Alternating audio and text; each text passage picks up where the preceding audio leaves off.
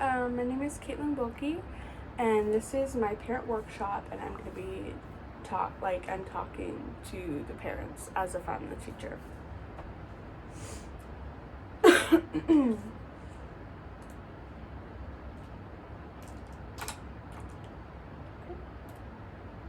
So the first thing I'm going to talk about is why should we assess students? So assessment is a crucial part of education. It is so important to assess students. Assessment is important because it helps us see the growth in children. It helps us know what they know, don't know, and what they are good at, and what they are struggling with. Without assessment, there would be no way for us as teachers to know what the student needs to be successful. We wouldn't know if they are learning anything or if they are comprehending anything we teach them. Assessments give us the opportunity to see their progress and to see how they learn and thought process. It lets us see who has a harder time remembering information and who is really good at it. This is why assessments are so important in education.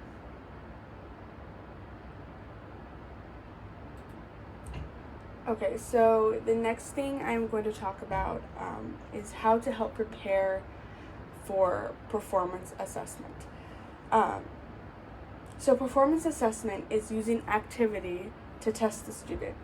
Performance assessment is a good way to keep students engaged and let them have fun while they are being assessed. In my opinion, I think the performance assessments are a way better way to assess students than standardized tests or just a regular test. I think it helps students be more engaged, it's more fun for them, and I think overall they're just better to do, in my opinion. It is important that students are prepared. These are tests that we are going to have the student do in class, so it's important that the students are prepared for performance assessment. So here are some ways you can help prepare your child at home. So you can always make one at home. You can play a learning game with them, like maybe a matching game with words and the pictures that go to those words to help them learn vocabulary. You could either do like have the word and then the definition and have them try to match those, or the word and a picture, depending on how old the student is, which one would be easier for them to do, and have them try to match those. That's one example of a performance assessment. Or that same way, if they're learning a different language, you can have the word and then the word in English and then the word in the language that they're trying to learn. Or opposite, if they speak Spanish, have the word in Spanish and have the English word, then have them try to match those. So that's an example of something you can do with them at home to help prepare them for those performance assessments that they will be doing in school. So the next thing I will talk about is standardized tests.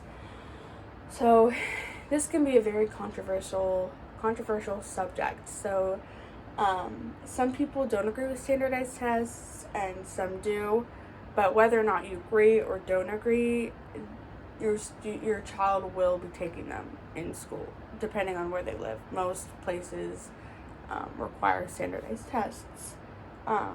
For example, like the MSP, which is the measurement of student progress, that's a test that is required for students. So whether you agree or not, your student will have to take them. So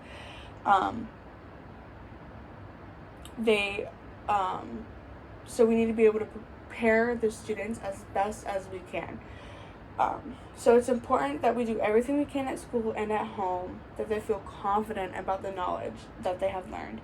So playing learning games with them, quizzing them, and just asking them about what they have learned. Those are good ways to prepare them for standardized testing. So we need to prepare them as best as we can, because they're going to have to take them. Okay, so the next thing I'm going to talk about is self-assessment. So self-assessment is another thing we do in class that is very beneficial for our students. This gives the students an opportunity to go back, look at their work, and correct any mistakes they made. Self-assessments help the kids focus back into the criteria. Recognizing their mistakes can help them not make the same mistakes again. Having a rubric is also a good way for students to self-assess themselves.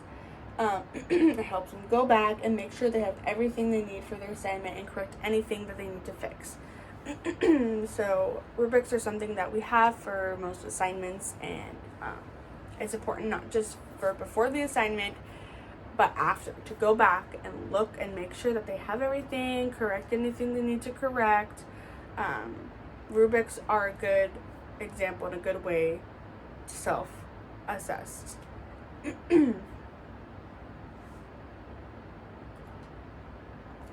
Okay, so the next thing I'm going to talk about are portfolios. Now, portfolios are super important, and I think are super cool and a super good way to see what your child is doing. And it's a good way for us as teachers to go and look back and look at all of the work that the child has done and look at their progress. So portfolios are an important factor in education. They help me as a teacher and you as a parent see the progress of your child. They help you see what they are learning about and doing in class. A portfolio is a handheld or digital folder filled with work that your child has done throughout the year. We don't put every single assignment that your child has done. And we put things that we think that are super important, that they did a really good job on, and we may also ask the student about something they're really proud of, that they really want to put in their portfolio.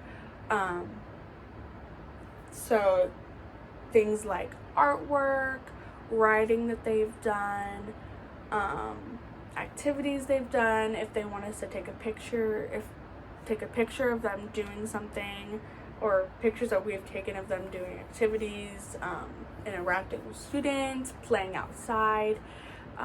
Different things like that can go in the portfolio, so we can see progress and just see what a good job that they have done throughout the year.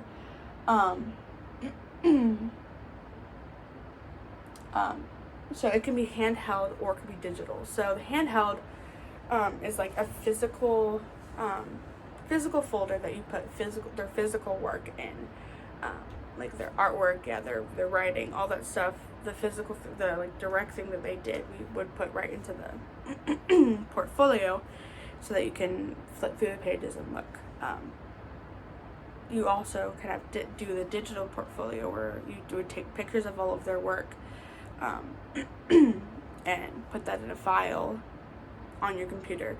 Depending on the teacher, some teachers rather digital, some teachers rather the handheld. I rather like the handheld because I think it's just easier for me and being able to physically look at the work. But you could do either, and you'd be able to show the parent either way. So yeah, portfolios are really cool and really awesome. I think they're a great way to communicate with the parents. Which leads me in. Oh, okay. So these are actually really great examples of portfolios. This one right here shows an example of pictures that were taken of the student doing different activities that were put in the portfolio. That's an example of something that can be put in a portfolio. It doesn't have to just be pictures of their work or picture, or just their work, but you can take pictures of the student doing an activity, interacting with their students, playing outside, and you can put those pictures in the portfolio. And then here's an example of a portfolio that has just like written work. So you can also physically put their things that they've written, artwork and stuff, and put that in the portfolio. So that's an example of that.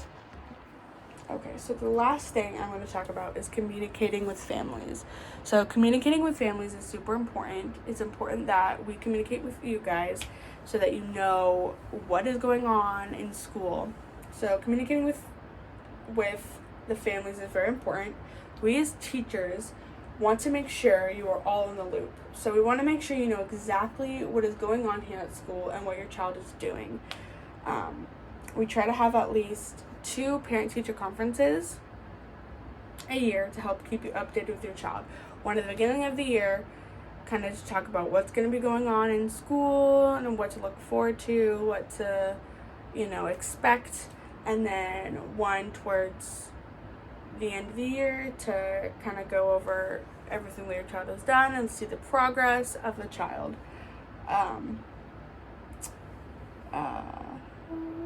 But we try and update you as much as we can throughout the year. So if important things come up that we need to talk to you about, we'll do that. Talk to you when you drop off your child, send things home with your child, talk to you about other important things. We will try to connect with you throughout the year about other things. So yeah, okay, so that was my parent workshop, and thank you for watching.